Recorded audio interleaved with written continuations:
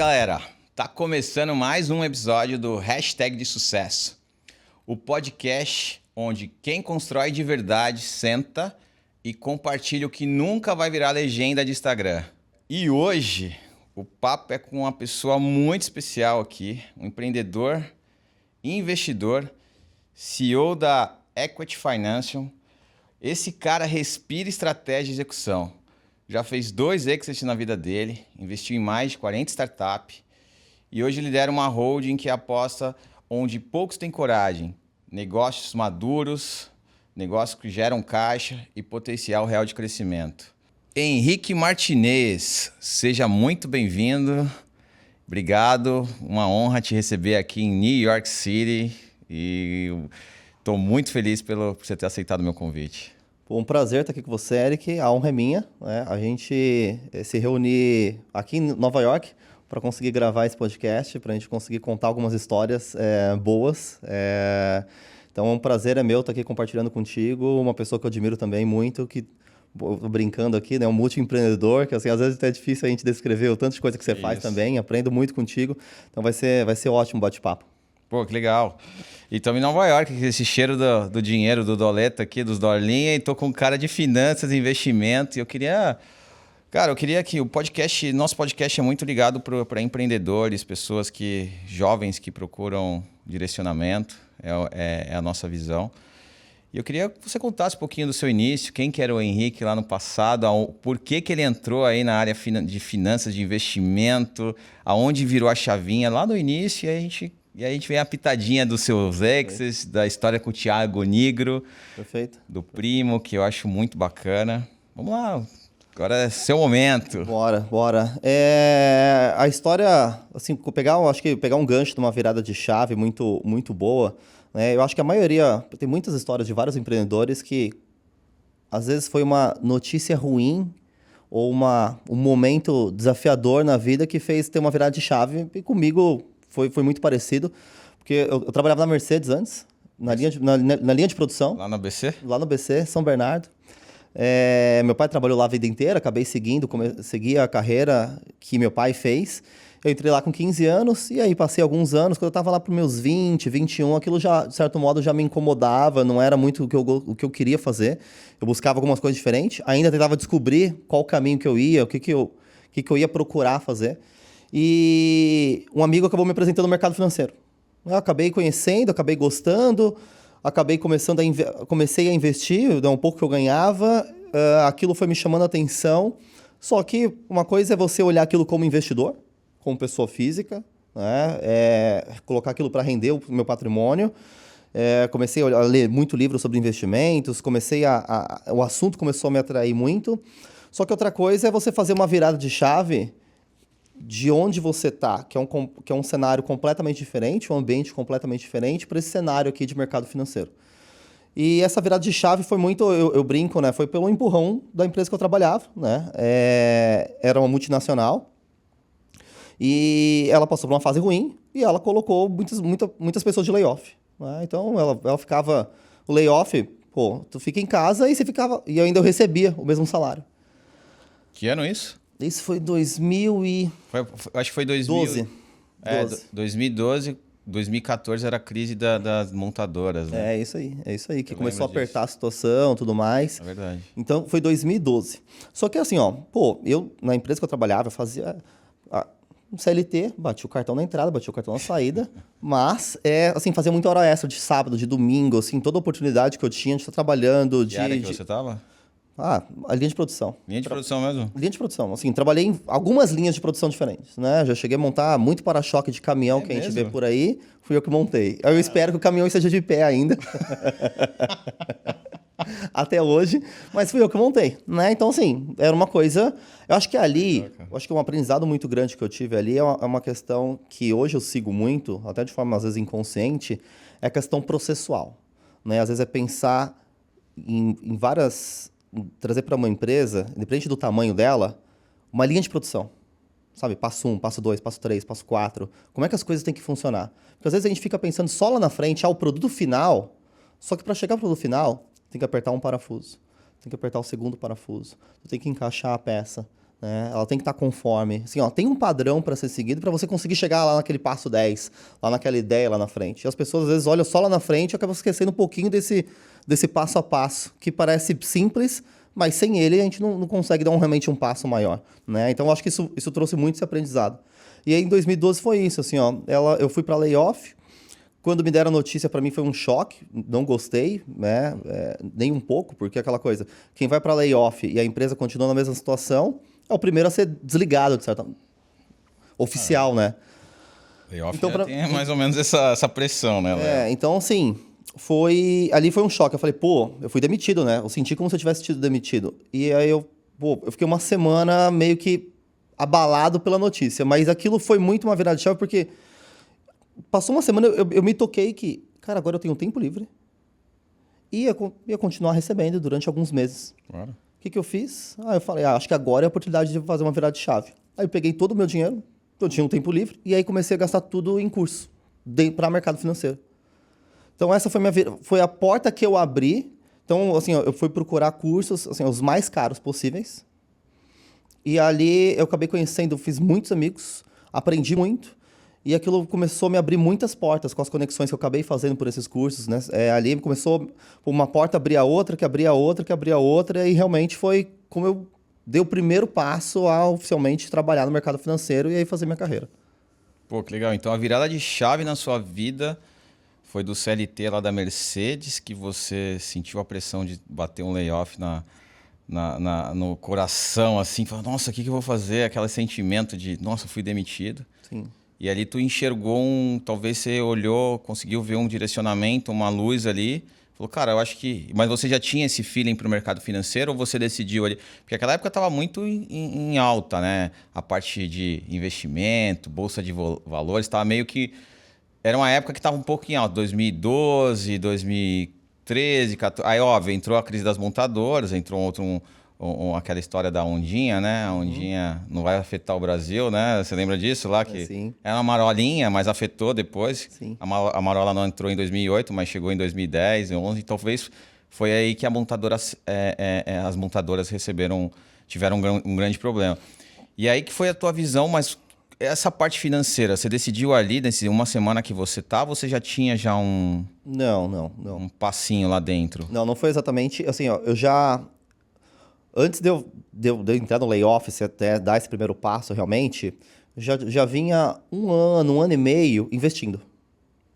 Então, eu investia muito no mercado de renda variável.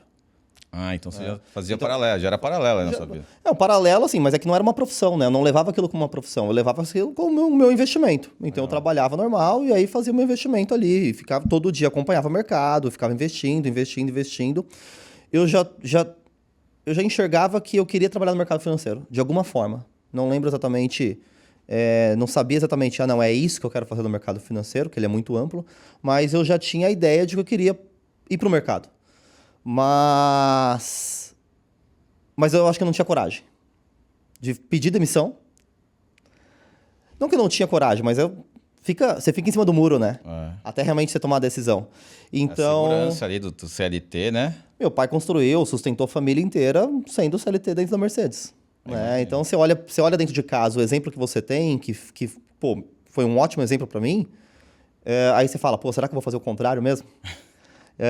Então, eu ficava um pouco em cima do muro até que realmente veio esse layoff, e aí eu acho que vai, né? Me empurrou, eu brinco, né? Assim, eu tava em cima do muro, aí chegou alguém e me jogou pro outro lado.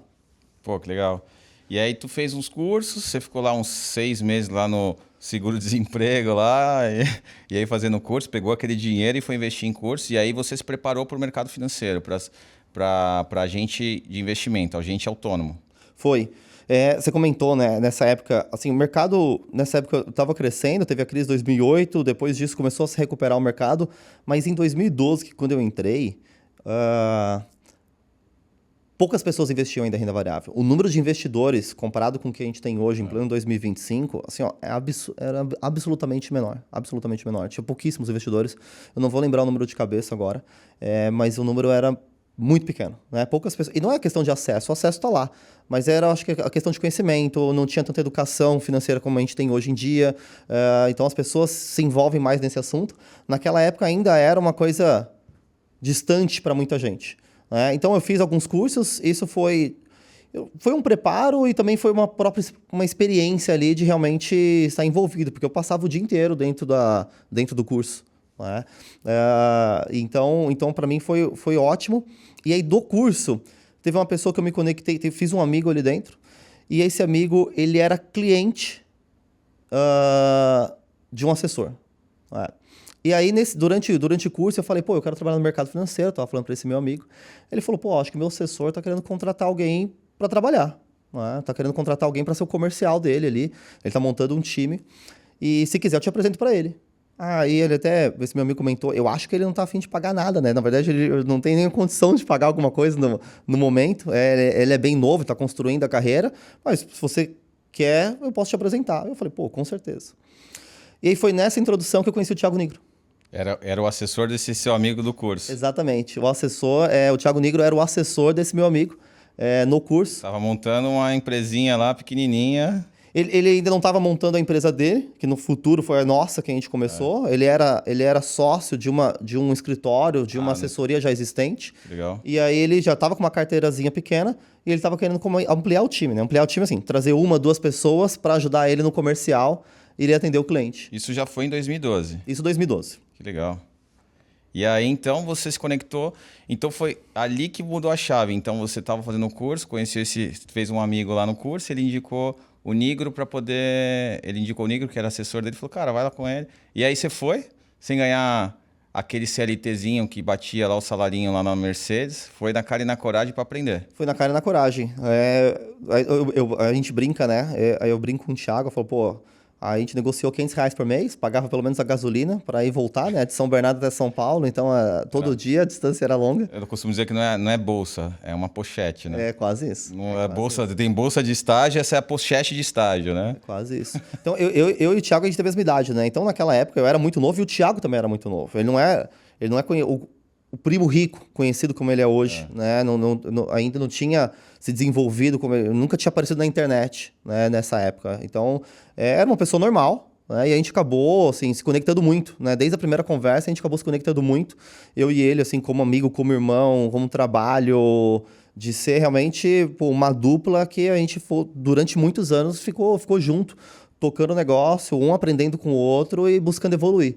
Né? Os dois buscavam crescer muito na carreira. E aí você entrou em 2012, como que chamava Chamava Invest Partner. Invest Partner. Isso. Entrou na Invest Partner, que ele era meio que um coordenador lá, e aí ele te contratou. E ali começou o seu conhecimento e crescimento da área financeira e da área de investimentos. Aí tirou todos aqueles cursos que tem que ter para ser agente autônomo. E aí começou e como foi? Foi fácil? Porque assim, você sai de uma segurança que é bater o salarinho lá mensal, o adiantamento, o VR, VT, para ser agente autônomo, que é para a mudança de mentalidade das pessoas, que oferecer oportunidade lá de renda fixa, renda variável, que era aquela época, eu lembro que a XP estava bombando, né? A XP era o benchmark de todo mundo, né? Eu conheci um monte de amigo que era agente autônomo naquela época, 2012, 2014. E como que foi isso? Você entrou ali e quando você decidiu? Óbvio, você está entrando no mercado que você não tem certeza. Óbvio, você fez um curso, já imaginar, mas também estava com uma incerteza total. E quando você falou, cara, é isso que eu quero. Porque aquele sentimento falou, putz, está dando certo. Depois de quantos meses? Você entrou lá com o Nigro, começou a pegar lá, carregar a caixa, que todo mundo começa a carregar a caixa no começo. Perfeito. Porque você não entende, às vezes... Óbvio, talvez você tinha um conhecimento, começa a conviver com as pessoas mais experientes, mas como que foi essa virada de chave? Falou, cara, é isso para minha vida agora, porque hoje, óbvio, a parte de investimento não sai. Toda hora que a gente se encontra, você fala de investimento daqui, traz oportunidade, mas me conta um pouquinho disso aí, essa parte. Você brincou, né? Se foi fácil, não. Nunca é fácil. Né? Eu acho que, às vezes, a gente fantasia demais, achando que tudo é simples. Óbvio que não foi impossível. Porque foi muito mais uma questão de mais mentalidade e de ter pessoas ao longo do processo que me ajudaram, porque eu nunca fiz nada sozinho, né? Do que achar que é fácil ou difícil, né? Realmente foi uma coisa muito de persistência ali, de ter resiliência, de se manter de pé ao longo do processo. Mas comecei, eu digo que do básico, que era... Eu acho que uma coisa engraçada que eu cito é que quando eu o meu intuito de trabalhar no mercado financeiro era trabalhar analisando o mercado. Aquela coisa que às vezes a gente vê em filme, 6 telas, 8 telas assim na tua frente. Sei. Tu começa a olhar todas as bolsas. Pode ser aqui nos Estados Unidos, no Brasil, Europa, na Ásia. Você começa a acompanhar, tem gráfico ali. Meu sonho era trabalhar atrás dessas telas. E o mais engraçado de tudo é que, assim, ó, em nenhum momento da minha vida eu passei por esse momento. O que eu sempre fugi foi da área comercial. Eu sempre fugi, não, putz, eu não quero trabalhar na área comercial. Eu não quero trabalhar na área comercial. E aí, o meu primeiro dia de trabalho no mercado financeiro, né, depois que eu conheci o Thiago, a gente bateu um papo, a gente combinou como é que ia funcionar, e aí, tá bom, segunda-feira, ele falou, segunda-feira aparece aqui no escritório. Beleza. Aí fui pro escritório. Meu primeiro dia foi muito simples. Ele me deu uma folha de sulfite. Nessa folha de sulfite tinha de um lado o nome de algumas pessoas e do outro lado tinha o telefone. E aí, a ideia ele falou, liga para as pessoas para abrir a conta delas. Eu perguntei, né? Tá bom, mas o que eu falo? Ele, não, aí você se vira, né? Você liga para elas e abre a conta. O que você... Entra no site da XP, né? A gente abria a conta dos clientes na XP na época, né? A gente tinha um escritório, parceiro da XP. Então a gente abria a conta na XP ali. Entra no site da XP, você já investe através da XP, sabe como é que funciona. Então você pega, liga e vai abrindo a conta delas. Tá, mas não sabia o que falar, né? E assim, aí eu começava a ouvir as pessoas do lado, começava a prestar atenção, começava a ligar, tentativa e erro. Tentativa e erro, tentativa e erro, tentativa e erro. Então foi um processo, e aí você perguntou, até ter a virada de chave que você falou, deu certo. Demorou mais de 2 anos para eu falar. Opa, eu acho que talvez esteja no caminho.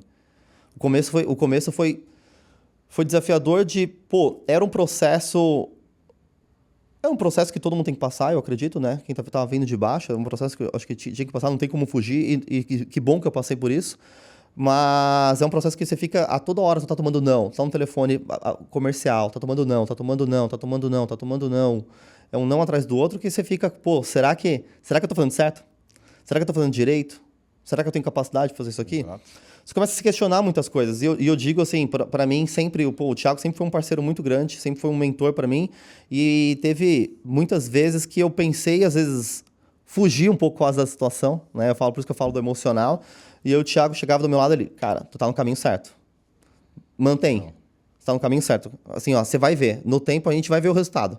A gente tá aqui, também o Thiago trabalhava muito, a gente se ajudava muito, a gente aprendia junto e a gente seguia a risca ali o que a gente tinha que fazer. Então, assim, a gente se dedicou muito para chegar uma hora que, aquele vai dar certo, realmente deu.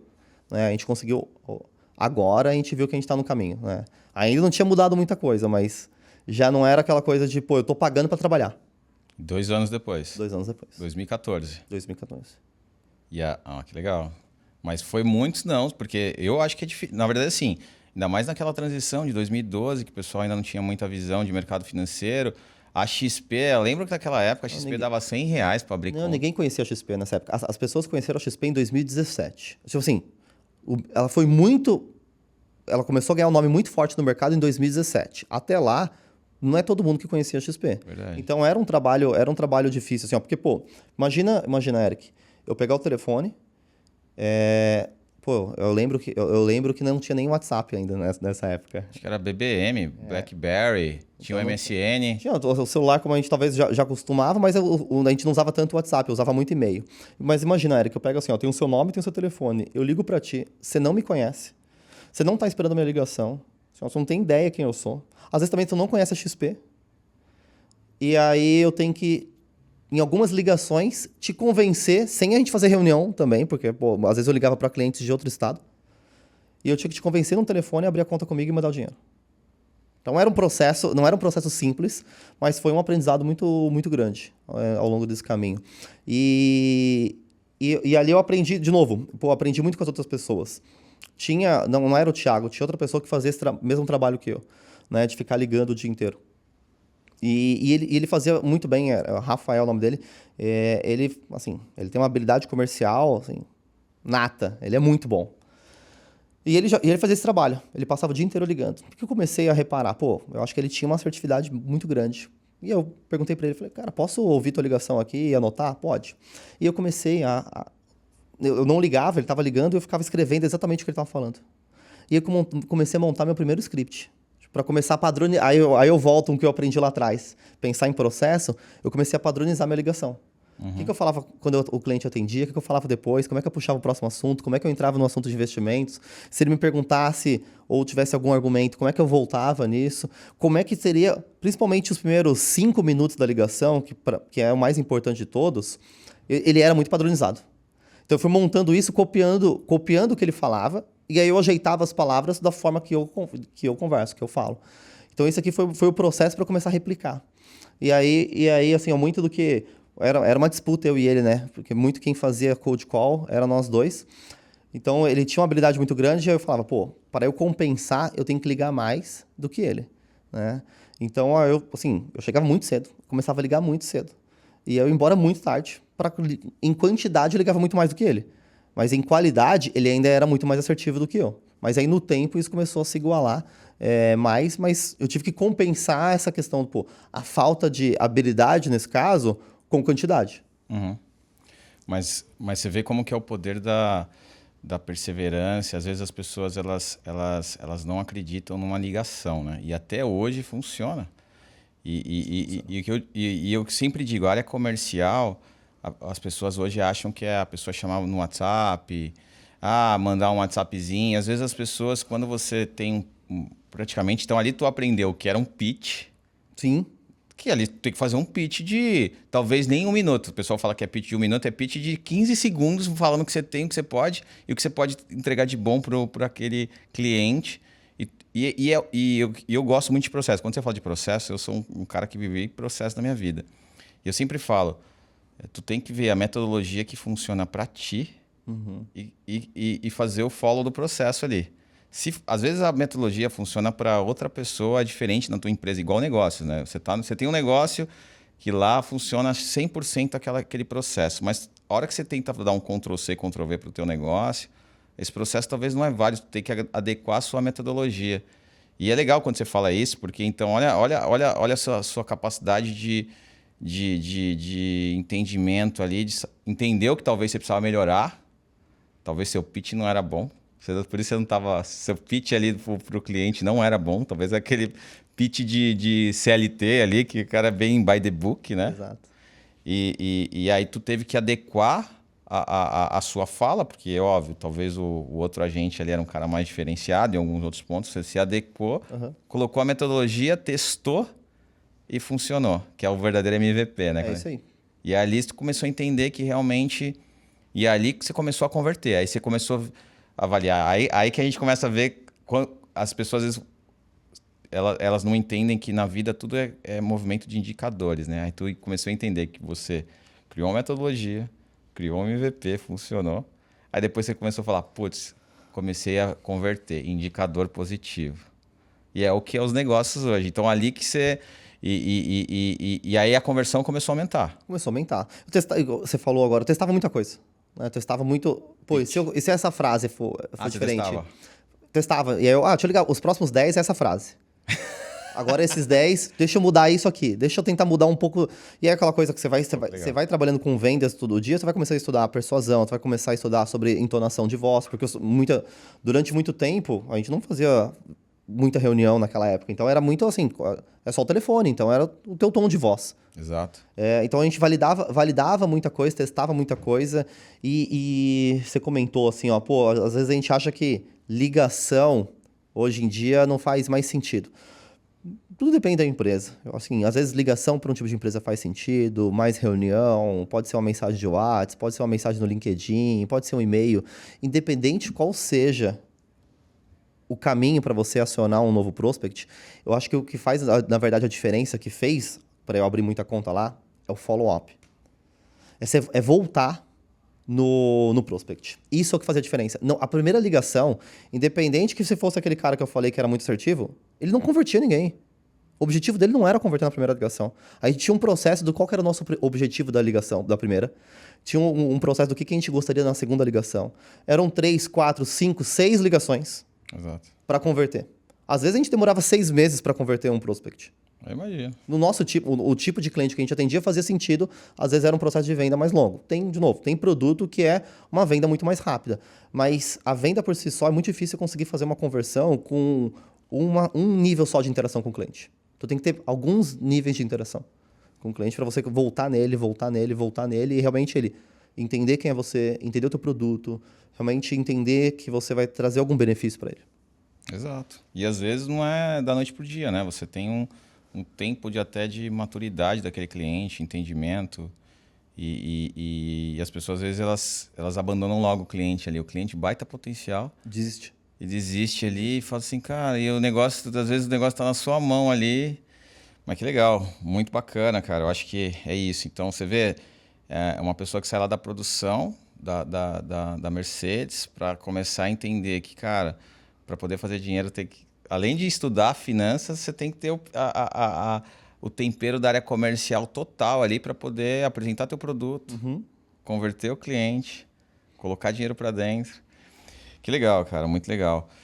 E depois disso, aí como que veio essa virada? Aí isso virou a gente, e aí vocês trabalhavam junto na Invest Partner. Na Invest Partner, aí depois como que foi isso? Porque tu tem uma história sensacional com o Nigro. A gente começou a trabalhar junto na Invest Partner, isso foi em 2012. Em 2000... E aí, e aí eu acho que foi legal que foi um processo, tanto eu quanto o Thiago, que a gente foi se tornando cada vez mais dono das coisas que a gente estava construindo, né? Quando eu falo de dono, a gente foi começando cada vez, ao longo do tempo, lidando mais com equity.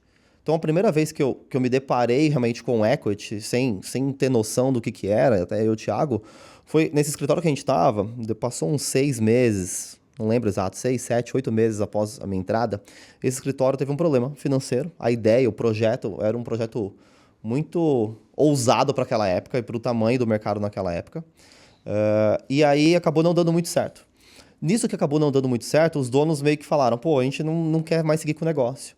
Aí nisso, eu, Thiago, mais 3 pessoas, a gente decidiu pegar aquele negócio pra gente. Tá, a gente quer continuar, né? É isso que a gente sabe fazer. Então, a gente estava muito engajado no projeto como um todo, e eu brinco que foi a primeira vez que eu me tornei sócio. Porque o que a gente fez? Os 5, né? Eram 5 pessoas, a gente brinca que eram 5 sobreviventes, daquela ideia, e a gente comprou a empresa pagando o que tinha de imposto atrasado. Então, assim, a empresa não tinha valuation, não tinha um valor de mercado. E a gente negociou, assim, a gente sabia que tinha imposto atrasado, a gente arca com esse imposto atrasado aqui e a gente fica com toda a base, com tudo que tem de cliente. A empresa tinha uma carteira pequenininha, bem pequena, mas tinha uma carteirinha. E foi o que aconteceu. Foi a primeira vez que eu me tornei sócio. Né? E a gente Isso foi 2000 Isso foi 2013. 2013. Um ano depois que eu entrei. Hein? Todo mundo se tornou sócio do negócio naquela época, né? Assim, mas era um sócio de uma ideia. Né? A gente não sabia ainda falar sobre equity, sobre valuation, sobre tudo que vem no decorrer dos próximos anos. E aí foi passando alguns anos, isso 2013, a gente cresceu a empresa, 2014 a gente cresceu um pouco mais a empresa, e aí 2015 a gente começou teve eram 5 donos do negócio, né? E a gente começou a entender e ter alguns aprendizados ao longo do processo. E muito do que a gente... E muito de um aprendizado que eu trago é que, às vezes, ter muito cacife para pouco índio numa empresa é difícil. É muito difícil. E aí, assim, a gente... Em tudo, até num time de futebol, né? Até, às vezes, no esporte individual. Assim, eu gosto muito de Fórmula 1, né? Se pegar na Fórmula 1, tem o líder. Exato. Entendeu? Tem o líder do time. Tem o líder da equipe. E nossa empresa não tinha um líder. Não tinha uma pessoa que tinha um papel de líder.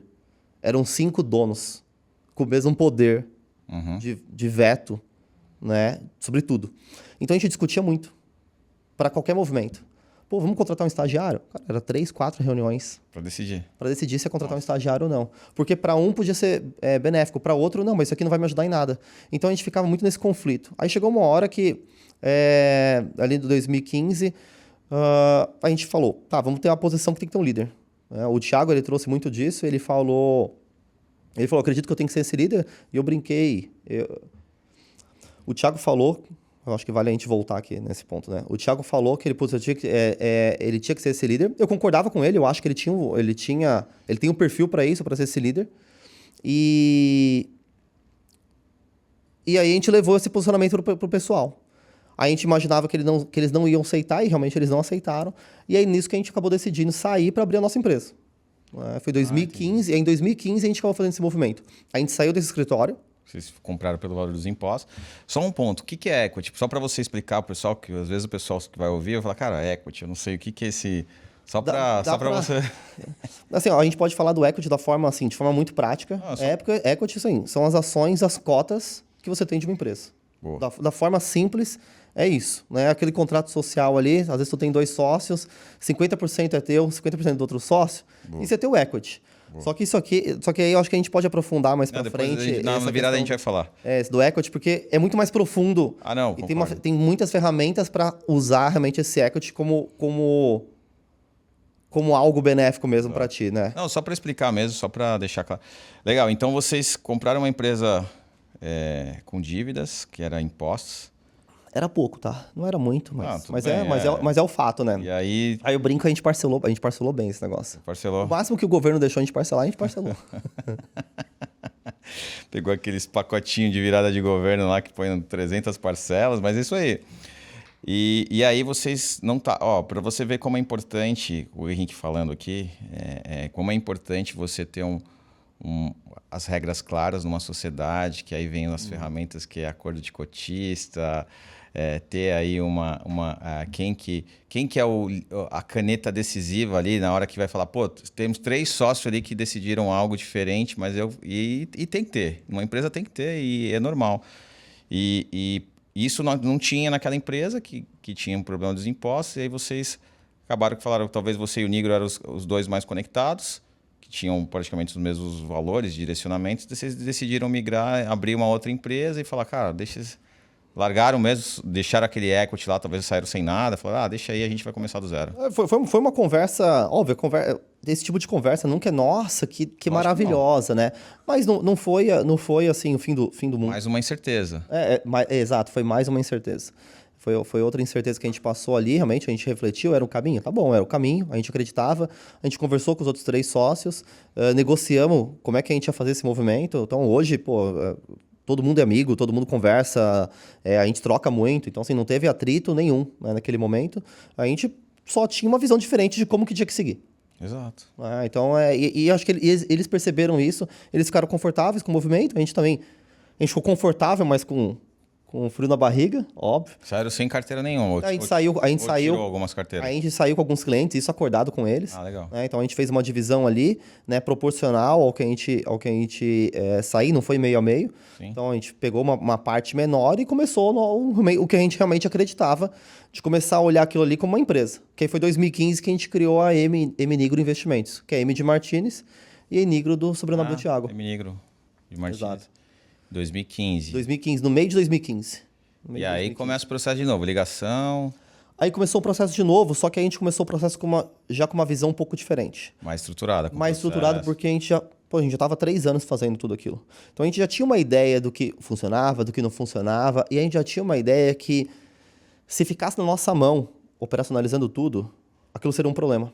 Uhum. E eu acho que essa foi uma virada de chave muito grande para a gente conseguir crescer frente às outras empresas que também faziam assessoria de investimentos. Por quê?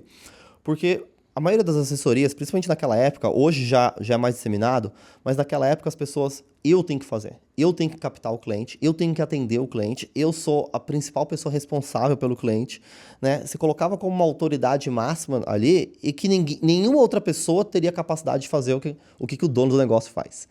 E a gente olhava diferente, a gente pensava que precisava existir processo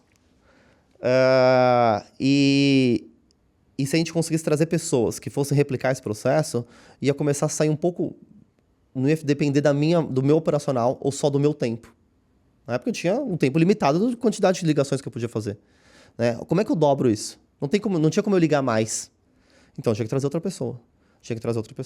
E foi exatamente isso que a gente fez na empresa. Logo no começo, a gente já começou a empresa, eu e o Thiago, e nas primeiras 2, 3 semanas a gente já contratou umas 3, 4, 5 pessoas para começar, olha, cria uma área comercial, cria uma área de atendimento, cria uma área de back-office.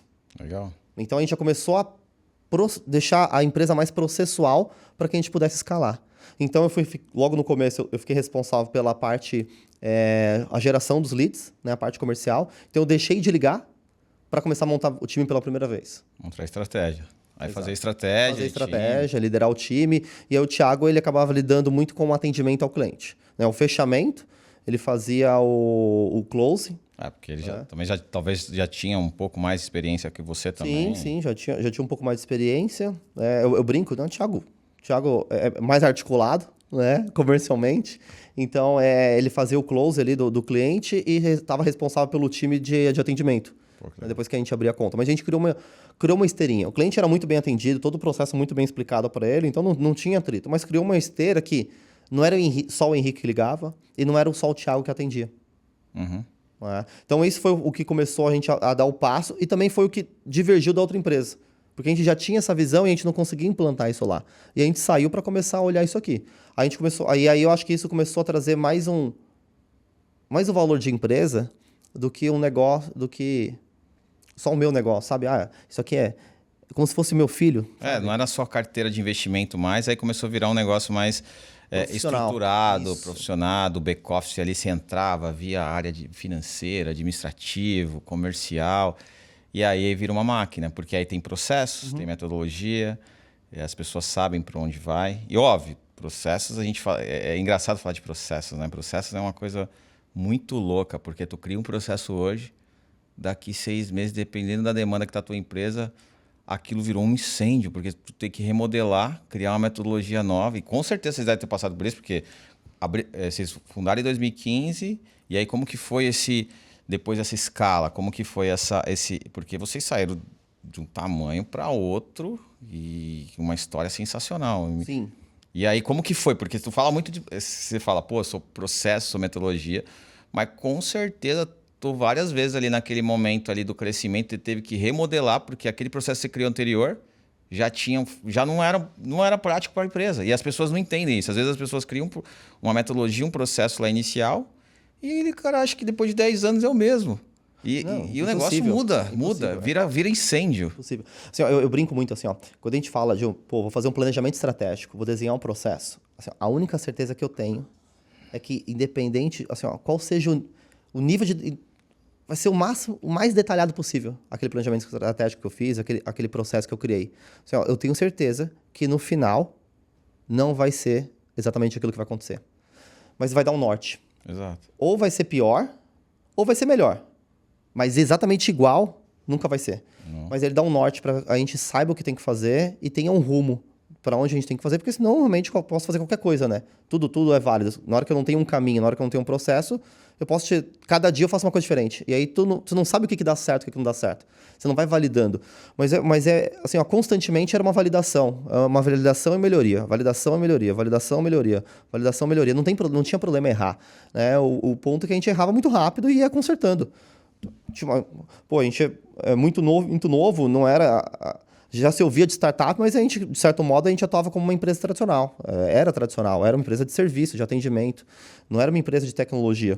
Mas a gente olhava muito como um processo de assim, melhoria contínua de tudo que a gente fazia.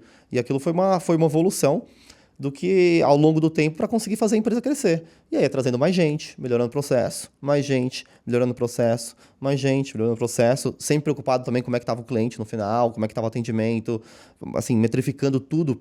E eu acho que aprendendo ao longo do caminho, né? Porque de longe a gente sabia tudo quando a gente começou, de longe a gente sabe tudo hoje, mas a gente foi aprendendo muito ao longo do caminho. E a MNigro começou em 2015, aí teve esse processo de vocês reestruturar, preparar para escalar. E aí foi até quando a MNigro? Foi até 2020, né? Então 5 anos de MNigro. E como começou com você e o Nigro, e de 0 colaboradores foi para quantos? Conta essa história, assim, e os momentos de dificuldade ali que vocês passaram, porque eu acredito que não foi fácil, porque a escala que criou esse negócio, o tamanho que ficou, você e o Nigro com mais 3, 4 ali, de repente 15, 20, 30, como que foi isso? Sim. E até a saída ali, porque... E eu imagino que, olha, quantas incertezas, né? Sim, várias incertezas. Foi... Assim, a gente, em 2015, a gente abriu nosso escritório e a gente foi... Assim, abrir o escritório foi replicar o que a gente fazia, só que através de outras pessoas. Então, realmente foi deixar tudo processual, desde a primeira ligação, desde a geração do lead, até o atendimento constante, porque a gente captava o cliente, não é que a gente fazia uma transação, a gente vendia um produto e passava. Não, na hora que o cliente ele começa a investir com a gente começa a cuidar do patrimônio dele, para a vida. Exato. Então a gente criou todo um processo para isso aqui, ser um trabalho contínuo, de qualidade. Começamos a criar áreas em volta dessa esteira para melhorar cada vez mais o atendimento do cliente.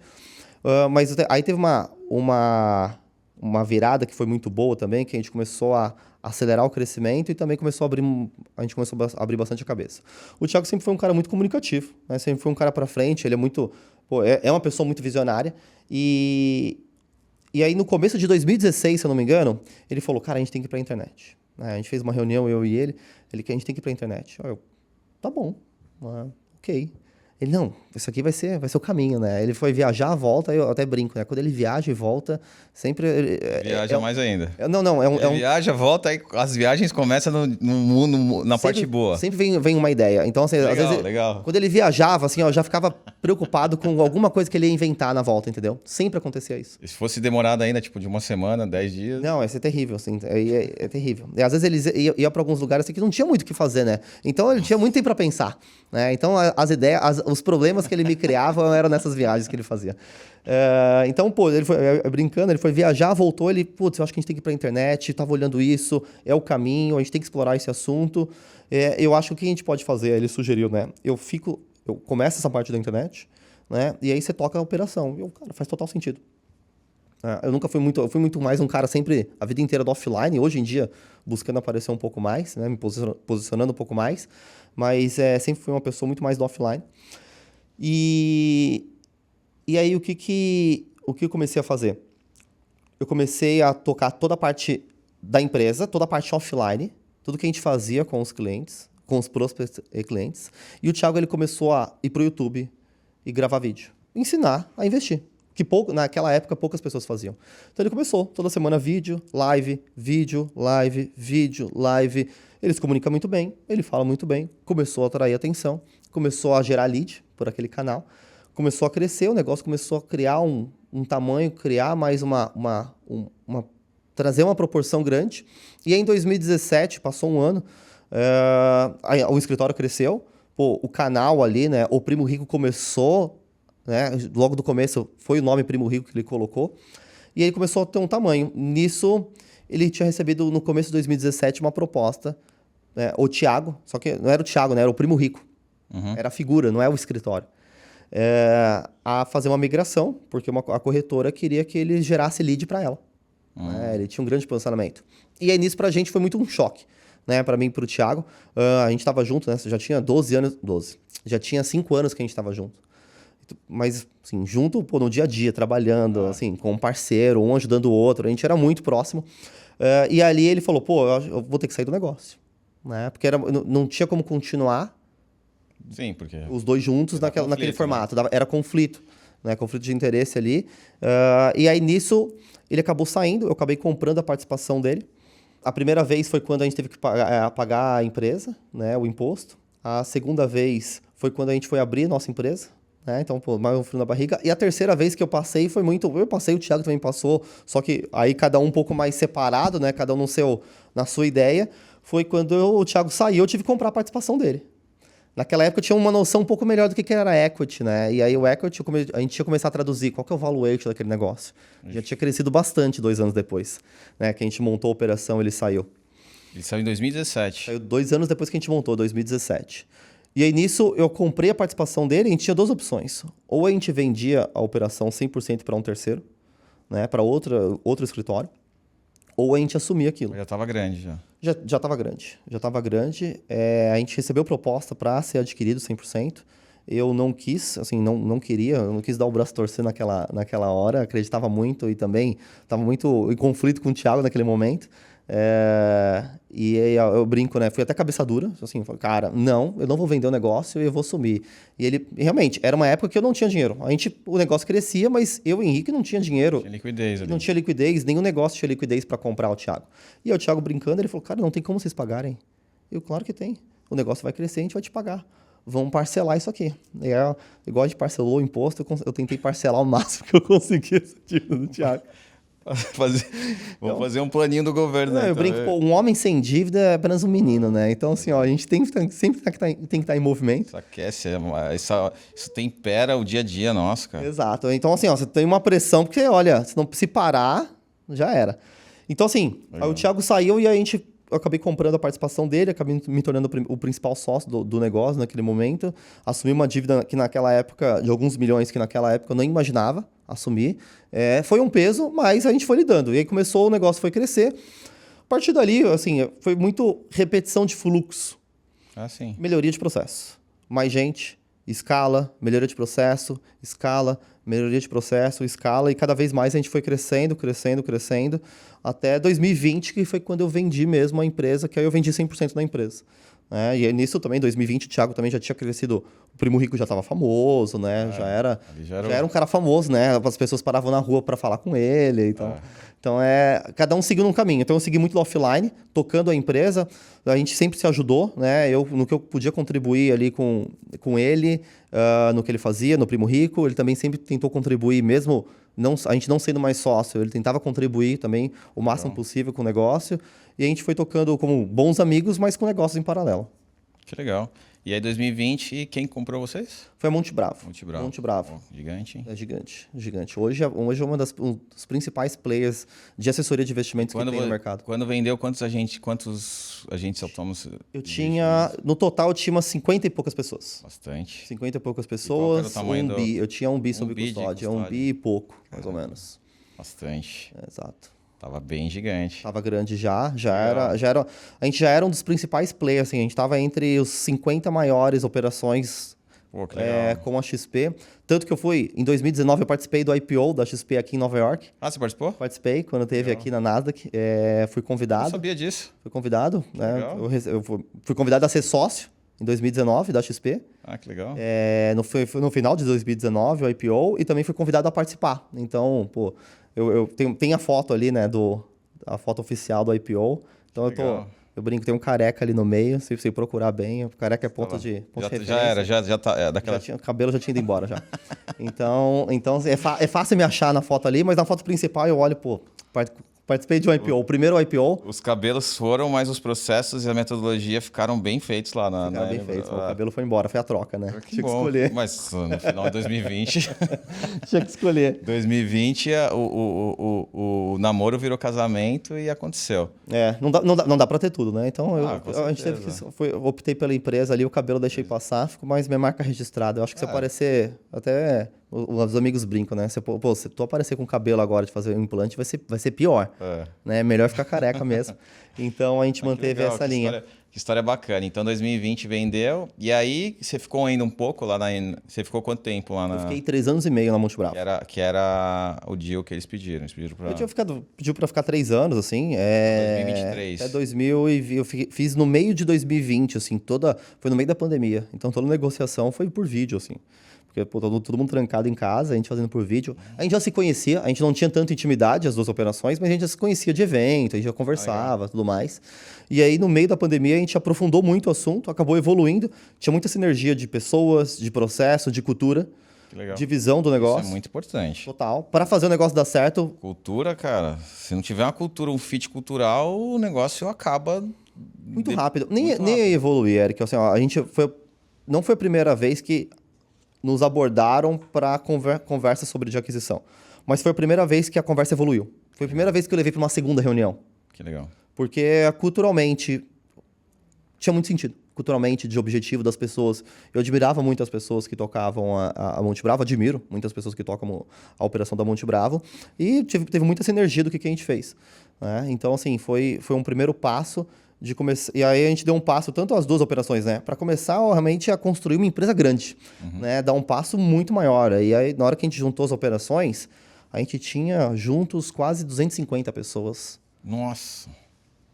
E foi tranquilo, porque se a cultura está alinhada, se os valores estão bem alinhados, se os sócios que estão nas duas operações, isso é mais tranquilo, né? Foi.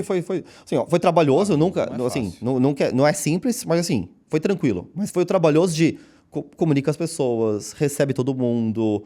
Trabalha o tem cliente da sua carteira. tem o trabalho ali de avisar os clientes. Mas o meu maior cuidado foi com as pessoas internas. Que bom. Eu sabia que eles iam continuar cuidando do cliente, né? Isso já estava no dia a dia. Assim, o que eu tinha que manter muito era, a cabeça deles no lugar, né? Tranquilizar eles que era o processo, que era o melhor caminho para todo mundo. Né? E realmente foi, né? Muitos ali cresceram absurdamente, muitos continuam na empresa até hoje.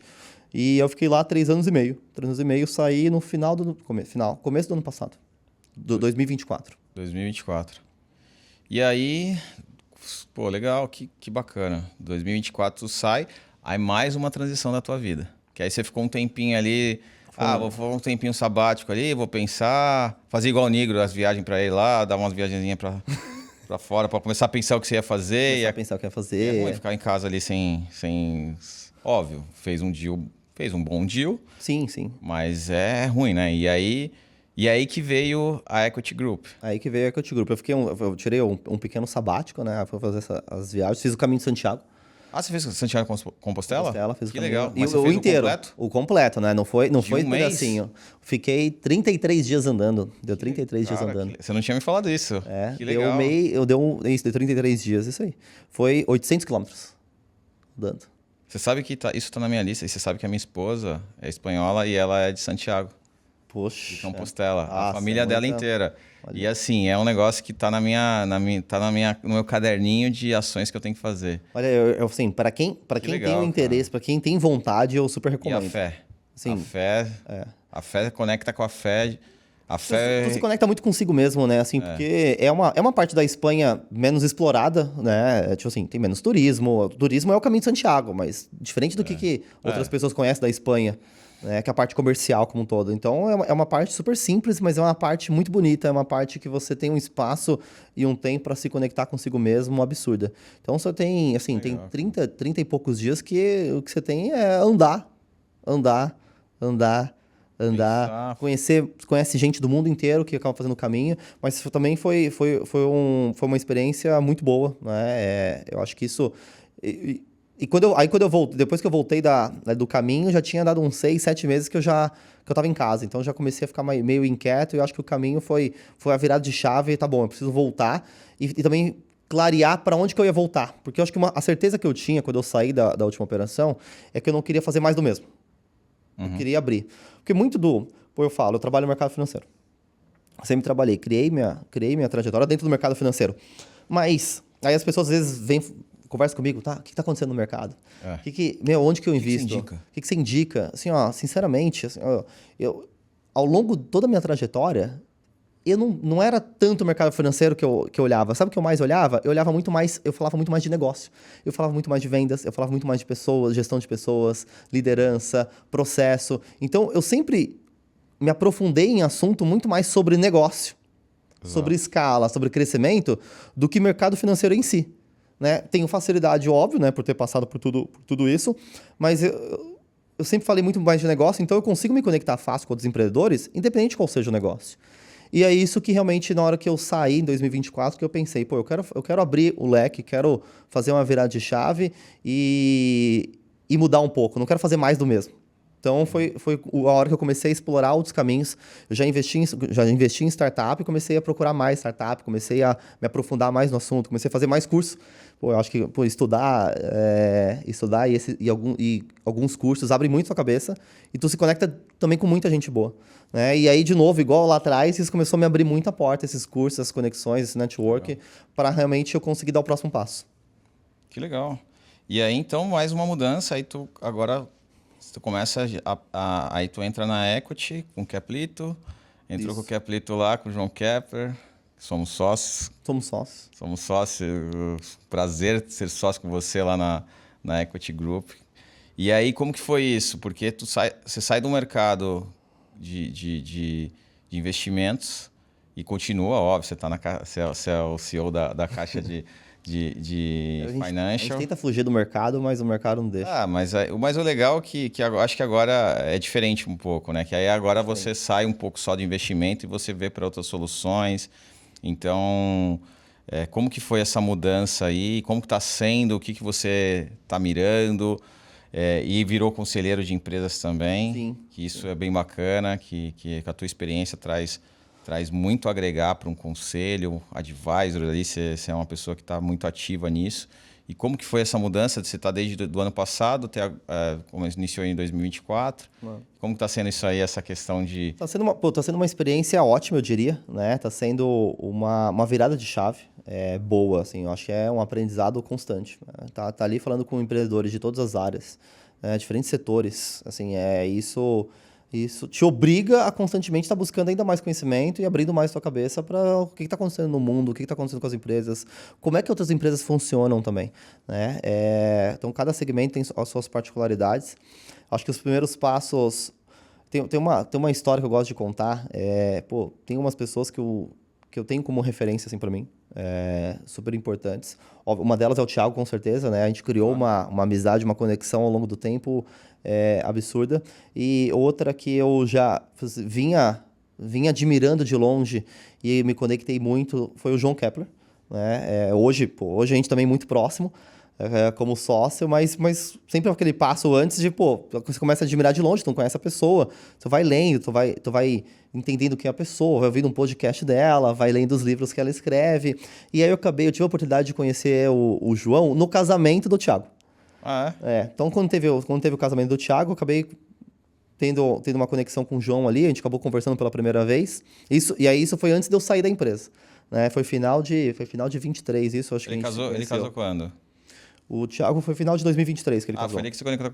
O João falou que... Na verdade, o João falou que o Thiago conheceu a esposa dele, a Maíra, na casa do João, lá em Alagoas, quando eu estava lá. Falou que foi a primeira vez que eles se conectaram. Eu falei, que legal. Ele falou, essa casa aqui é muito especial. Sabia que o Thiago conheceu a Maíra aqui?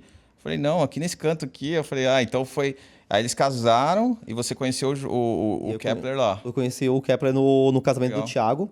E aí o João, ele tem uma história muito legal. Né? Ele já contou várias vezes e ele conta no livro dele que quando...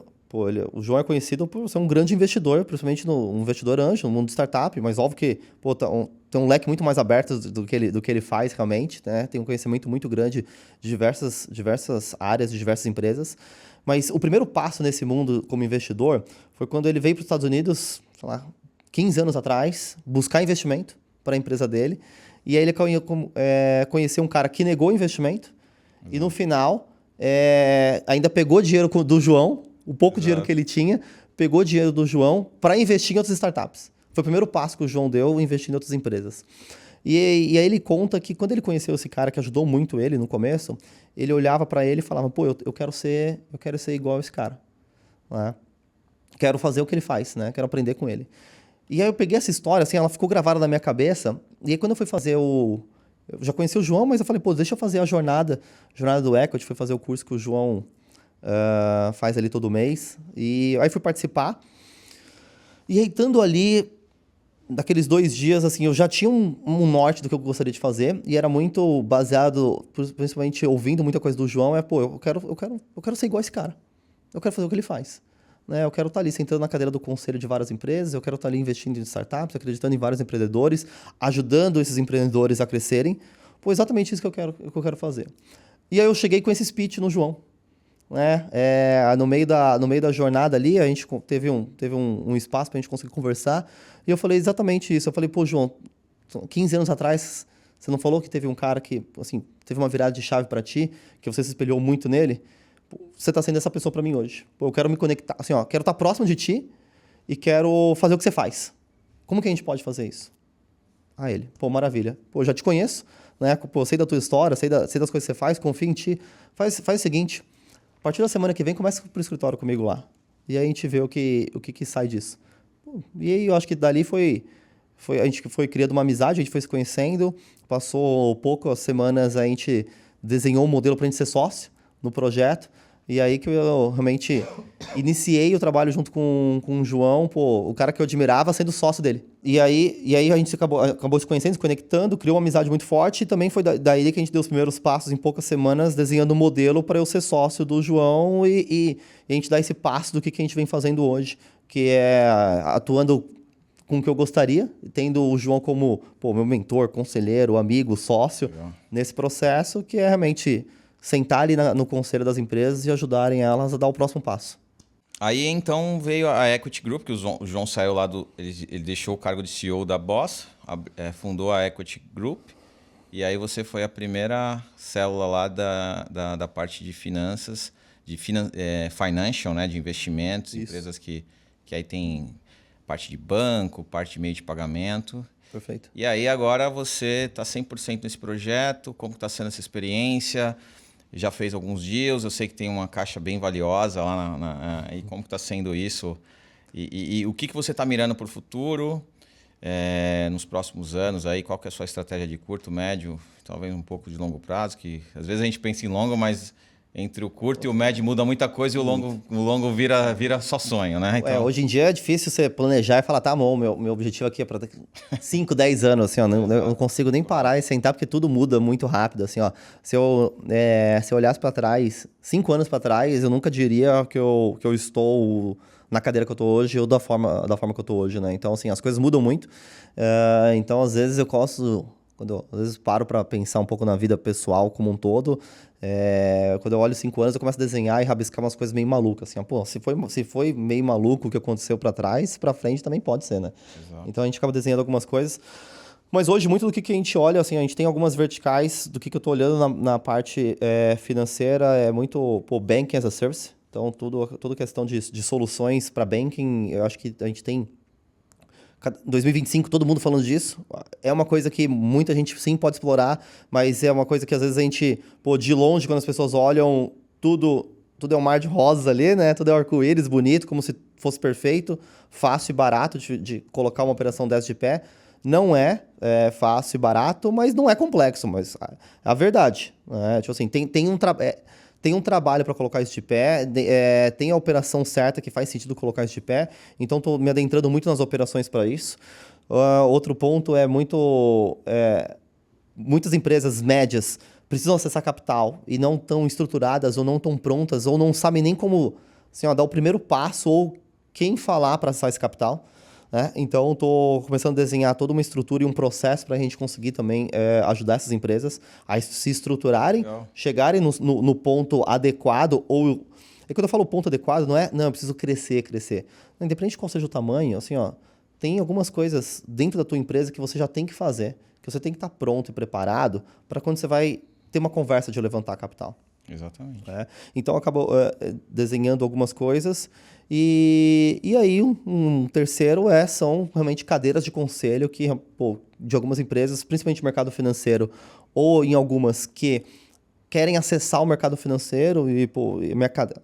Eu sentando ali, consigo trazer algum conhecimento, alguma experiência para facilitar um pouco desse processo, eu acabo atuando. Né? Então, em algumas empresas diversas ali, realmente sentando, tendo uma cadeira no conselho para ajudar essas empresas a sair do ponto A e chegar no ponto B.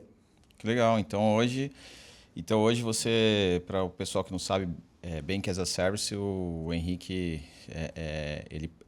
a solução que ele traz é trazer toda a solução de banco, às vezes você com white label na tua empresa ou até no teu negócio, você implantar isso dentro. Então, se você tem interesse, depois eu vou deixar o Instagram dele aqui. E essa questão de conselho, né? Você está falando com um monstro aqui dos investimentos aqui. É uma pessoa que conhece muito de investimento, eu já conversei muito com ele, já me direcionou em vários assuntos no quesito investimentos, mercado financeiro, questão de solução de banco. Então, assim, hoje tua visão, a tua estratégia realmente ajudar essas empresas que querem sair do ponto A para o ponto B e nessa jornada do ponto A para o ponto B, em soluções de banco, soluções de investimentos e talvez a preparação para uma captação de um investimento maior. Pode ser. Assim, como um todo, assim, pegar a parte do banking e a parte do acesso ao mercado, eu colocaria muito como um serviço, né, prestado às empresas, independente qual seja o tipo de empresa. Tá? Aí a parte da que realmente eu tem uma cadeira no conselho, né? Sento no conselho dessa empresa, a gente começa a estruturar o conselho dessa empresa, aí como eu disse, tem empresas de segmentos diferentes, não só olhando a solução, o mercado, mas olhando a empresa como um todo, né? Ela está organizada, como é que tá a estratégia dessa empresa, como é que está a visão dela como um todo, não só para mercado financeiro, Sim. né? Para ela crescer, para ela chegar nesse ponto B, né? Qual que é esse ponto B que ela imagina? Será que esse ponto B tá assim, ó, exagerado? Ou às vezes tá pessimista? Será que ele tá na medida certa? Entendi. Então, assim, é muito, Entendi. pô, é conversar com o empreendedor e ter uma discussão. Ter uma discussão para a gente quebrar a cabeça em conjunto e pensar quais são os próximos passos. Ou às vezes é até, pô, tá bem alinhado, só que realmente é, pô, ter uma pessoa de fora, independente, avaliando e questionando se tudo que aquele planejador realmente, aquele empreendedor planejou, faz sentido. Que legal. Então a gente acaba tendo uma validação muito grande quando a gente monta uma estrutura dessa para pensar para frente. Porque ter essa estrutura nas minhas empresas, ter essa organização, ter esse conselho que eu fiz, eu criei também. Hoje, pela experiência, outros cursos que eu fiz, outras coisas que eu me aprofundei, pô, eu entendo o processo para a gente se criar um conselho, como que deve funcionar, toda uma estrutura. Mas eu cheguei a fazer isso na minha empresa de forma informal, porque eu não queria tomar decisão sozinho. Eu queria ouvir meus sócios. Eu sempre tive sócio. Sempre trabalhei com gente que me ajudou muito a crescer. E ouvia muito meus sócios. Ali da MN, antes de eu vender para Monte Bravo. Eu sempre ouvi muito eles e a gente discutia muito. Então, eu já tinha montado um mini conselho da empresa para a gente dividir as principais decisões e a gente estar alinhado, sabe? Que legal, que legal. E hoje você está com quantos conselhos?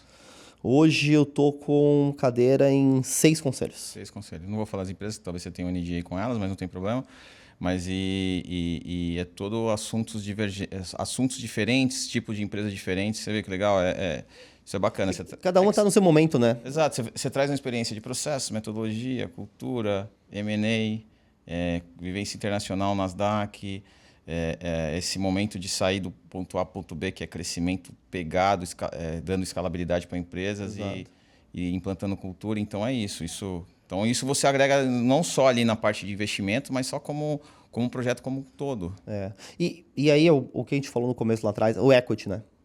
Vocês querem trazer a visão de equity para a gente começar a usar o equity de forma inteligente, né? Às vezes, assim, na maioria das empresas, isso com muitos empreendedores. Já ouviram falar sobre equity? Já leram alguma coisa ou participaram de algum evento que alguém citou sobre equity? Mas no final, lidam com aquele equity como se fosse um número no contrato social.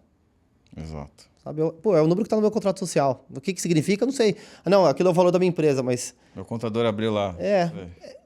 É isso, só que o equity ele é muito mais do que isso, entendeu? Então, eu comecei a explorar muito esse assunto do equity e acabei me aprofundando. Eu acho que também esse foi até um ponto que me conectou muito com o João, que fala sobre equity com uma profundidade absurda, quando o Thiago teve que sair lá atrás, né, em 2017. Né? Na hora que ele saiu e eu comprei a empresa, naquele momento me veio vários questionamentos que me obrigou a buscar muito conhecimento. O primeiro questionamento foi, será que o que eu paguei foi justo? Né? No seguinte ponto o valuation da minha empresa foi justo naquele momento? Então, eu acabei aprofundando, depois que ele saiu, como é que funciona o valuation de uma empresa? Quais são as metodologias que eu posso usar para avaliar a minha empresa? Né?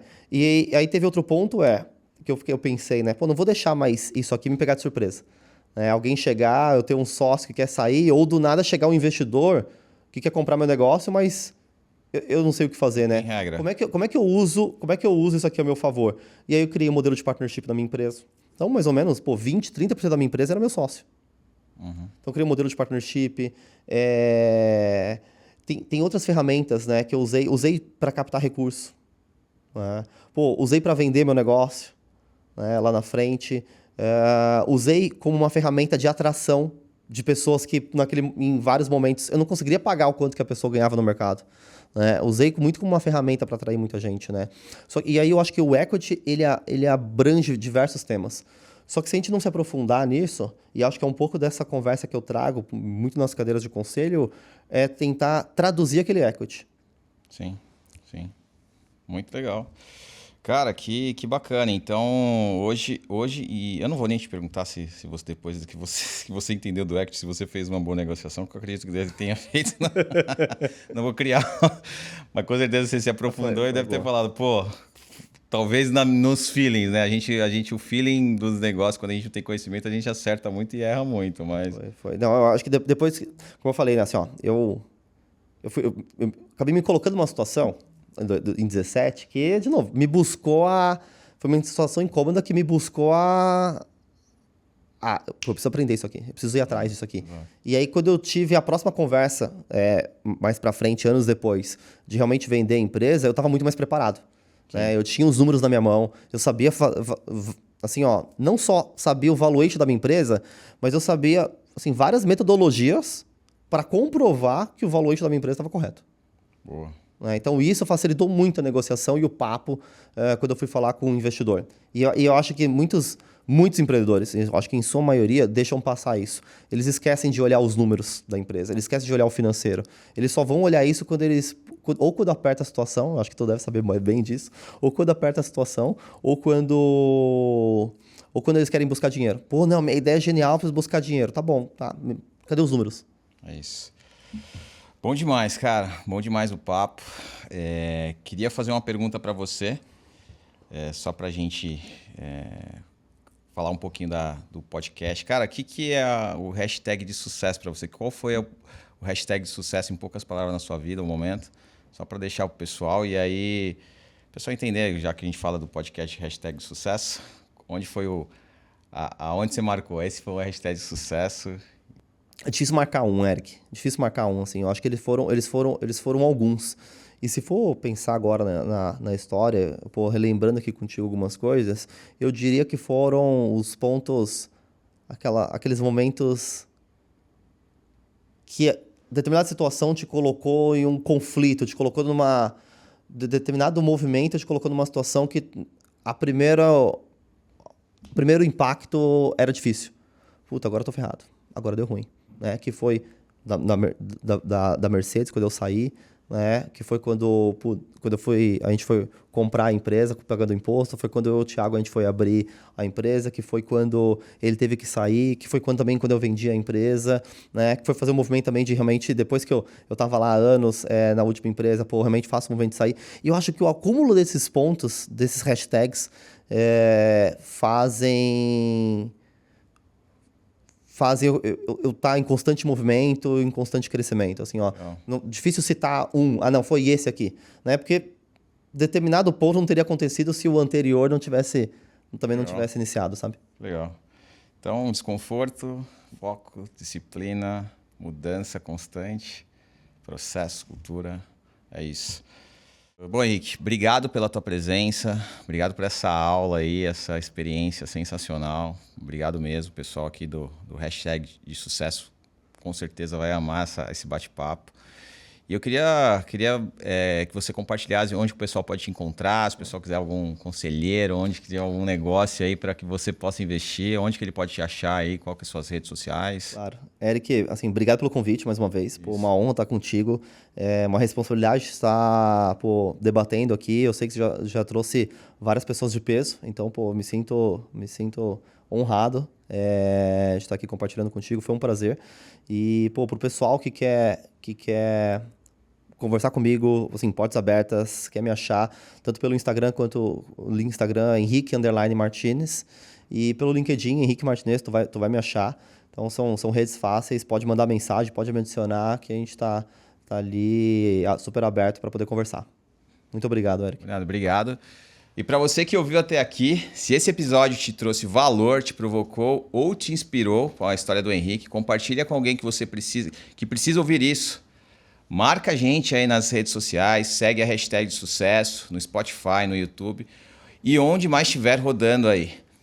E lembra, pessoal, lembre bem disso que o Henrique disse. Sucesso de verdade é o que você constrói quando ninguém está olhando, que é o que ele fez. Nos vemos no próximo episódio. Grande abraço.